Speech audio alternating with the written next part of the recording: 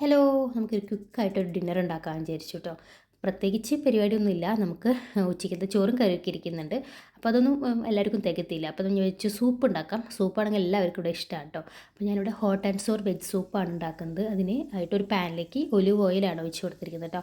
Olive ഓയിലിൽ വെളുത്തുള്ളിയും ഇഞ്ചിയും ഒന്ന് സോട്ട് ചെയ്തെടുക്കുക. പച്ചമുളക് കൂടി ഇട്ട് കൊടുത്തിട്ടുണ്ട് കേട്ടോ. പിന്നെ നമ്മൾ എടുത്ത് വെച്ച എല്ലാ വെജിറ്റബിൾസും അതിലേക്ക് വയ്ക്കിട്ട് കേട്ടോ. ഞാൻ ഇവിടെ സവാള, ക്യാരറ്റ്, ബീൻസ്, ക്യാപ്സിക്കം ഉണ്ടെങ്കിൽ അതും കൂടി ഇടാം കേട്ടോ.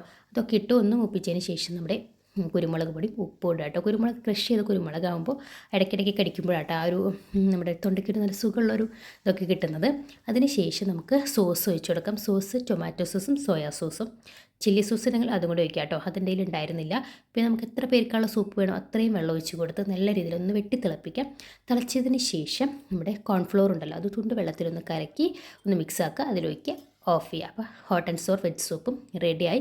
പിന്നെ ഇതേ മോരുകറിയും ചോറും കടലുപ്പേരൊക്കെ ഉണ്ടായിരുന്നു. അപ്പോൾ ഇന്നത്തെ ഡിന്നർ സൂപ്പറായിരുന്നു കേട്ടോ. പ്രത്യേകിച്ച് ഈ സൂപ്പ് നല്ല ഇഷ്ടപ്പെട്ട ഒരു സംഭവം കേട്ടോ. നല്ല സുഖം ഉണ്ടാവും നമ്മുടെ തൊണ്ടയ്ക്ക്. പ്രത്യേകിച്ച് തണുപ്പ് സമയങ്ങളിൽ കുടിക്കാനായിട്ട് നല്ല രസമാണ് കേട്ടോ. അപ്പോൾ അത്രയുള്ള ഇന്നത്തെ വീഡിയോ. അപ്പോൾ പുതിയൊരു വീഡിയോ ആയിട്ട് കാണുന്നവരേക്കും ബൈ ആൻഡ് ടേക്ക് കെയർ.